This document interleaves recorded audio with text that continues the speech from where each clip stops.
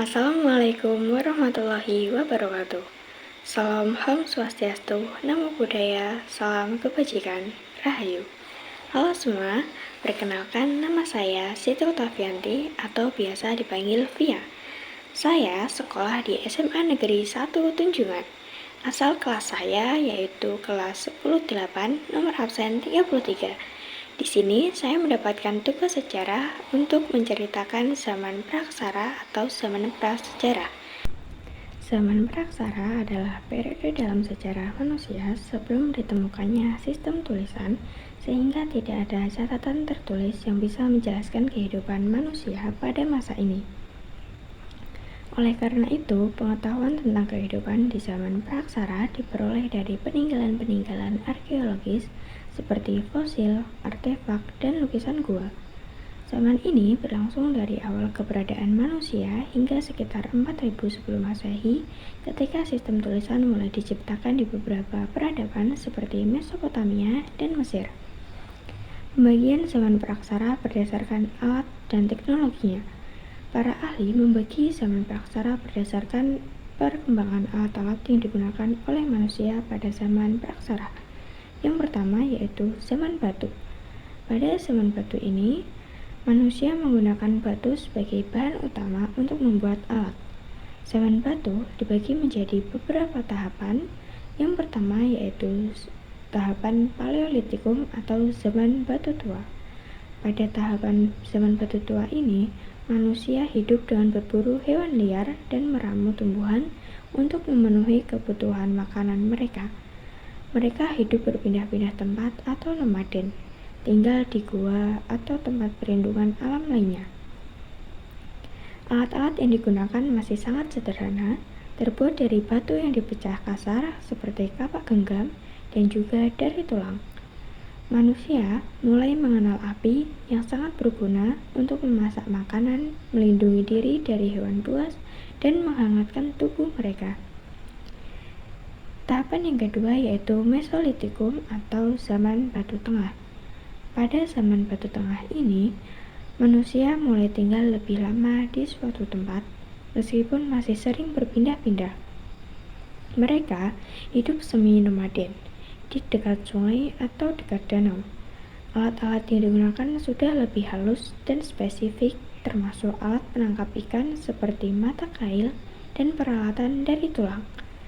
Manusia mulai membuat tempat tinggal sementara di gua atau di dekat sumber air. Tahapan yang ketiga yaitu Neolitikum atau zaman batu muda. Pada zaman batu muda ini, manusia mulai mengenal pertanian dan peternakan, sehingga mereka mulai hidup menetap atau sedenter. Alat-alat yang digunakan semakin halus, dibuat dengan teknik mengasah sehingga bentuknya lebih baik dan lebih efektif, seperti kapak persegi dan kapak lonjong. Pada masa ini juga, manusia mulai membuat peralatan dari tanah liat seperti gerabah yang digunakan untuk memasak dan menyimpan makanan. Tahapan yang keempat yaitu Megalitikum atau zaman batu besar. Pada zaman batu besar ini, manusia mulai membuat bangunan besar dari batu sebagai tanda penghormatan terhadap leluhur atau sebagai tempat pemujaan. Ada pun juga contohnya, yaitu peninggalannya adalah menhir atau batu tegak, dolmen atau meja batu untuk sesajen, dan punden berunda atau struktur bertingkat sebagai tempat pemujaan. Kedua yaitu zaman logam. Pada zaman logam ini, manusia mulai menggunakan logam sebagai bahan utama untuk membuat alat. Zaman ini terbagi menjadi beberapa tahap. Yang pertama yaitu zaman tembaga. Pada tahapan zaman tembaga ini, manusia itu menggunakan logam tembaga meskipun belum tersebar luas karena tembaga dianggap kurang kuat. Yang kedua yaitu tahapan zaman perunggu. Pada zaman perunggu ini, manusia mulai mencampur tembaga dengan timah untuk menghasilkan perunggu yang lebih baik dan kuat dan tahan lama. Mereka membuat alat-alat seperti kapak, perhiasan, serta benda-benda untuk keperluan ritual mereka. Yang ketiga yaitu tahapan zaman besi.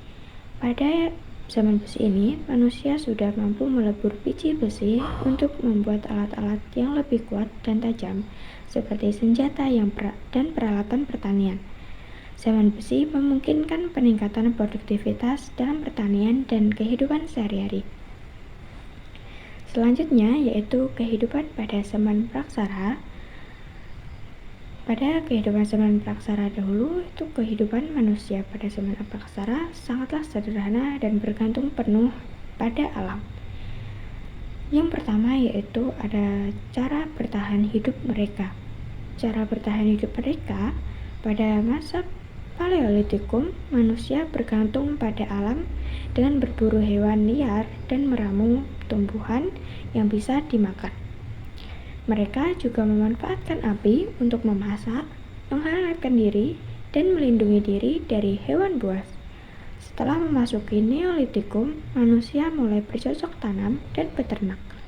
Mereka menanam tanaman seperti padi dan jagung, serta memelihara hewan seperti kambing dan sapi untuk kebutuhan pangan mereka. Yang kedua yaitu alat dan teknologi sederhana yang digunakan pada zaman praksara. Alat yang digunakan terbuat dari bahan alam seperti batu, kayu, tulang, dan tanduk. Pada zaman batu tua, alat-alatnya sangatlah sederhana dan sangat kasar, tetapi menjadi lebih halus pada zaman batu muda. Pada zaman batu logam ini, manusia menggunakan logam seperti perunggu dan besi untuk membuat alat yang lebih kuat dan tajam, sehingga mereka lebih mudah dalam bercocok tanam, berburu, dan melindungi diri. Yang ketiga yaitu tempat tinggal pada zaman praksara. Pada awalnya, manusia hidup nomaden dengan berpindah-pindah tempat. Mereka tinggal di gua atau tempat terbuka yang dekat dengan sumber makanan dan sumber air. Setelah mengenal pertanian, manusia mulai hidup menetap dan membangun permukiman sederhana dari bahan-bahan alam seperti kayu, bambu, dan tanah liat. Yang keempat yaitu kepercayaan dan ritual pada zaman praksara. Pada kepercayaan dan ritual ini, manusia praksara memiliki kepercayaan sederhana terhadap kekuatan alam dan roh leluhur. Pada zaman batu besar, mereka membuat bangunan dari batu besar sebagai tempat pemujaan atau tempat penghormatan terhadap leluhur. Mereka juga membuat upacara untuk meminta perlindungan atau keberuntungan dari roh-roh nenek moyang. Yang kelima yaitu bahasa dan komunikasi yang digunakan pada zaman praksara. Meskipun belum ada tulisan, manusia praksara diperkirakan telah memiliki bahasa lisan yang sederhana untuk berkomunikasi dalam kehidupan sehari-hari mereka. Mereka juga mulai menggunakan simbol dan gambar seperti lukisan gua untuk menyampaikan pesan atau menggambarkan aktivitas sehari-hari mereka seperti berburu. Yang keenam yaitu pembagian tugas. Pada pembagian tugas ini terdapat pembagian tugas yang sederhana dalam kelompok mereka, biasanya berdasarkan kemampuan fisik dan jenis kelamin. Pria umumnya bertugas untuk berburu dan membuat alat, sedangkan wanita bertugas untuk meramu, mengurus anak, dan mengolah makanan. Jadi, dapat disimpulkan bahwa kehidupan pada zaman praksara menunjukkan perkembangan manusia dari yang sangat bergantung pada alam hingga mulai mengelola alam melalui pertanian dan peternakan. Pengetahuan mereka berkembang dari membuat alat sederhana hingga mampu mengolah logam untuk menghasilkan alat yang lebih kuat.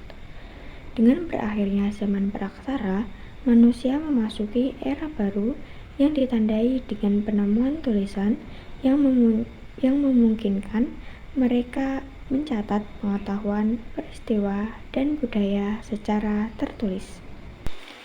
Sekian yang dapat saya sampaikan. Apabila ada tutur bahasa yang kurang berkenan, saya mohon maaf.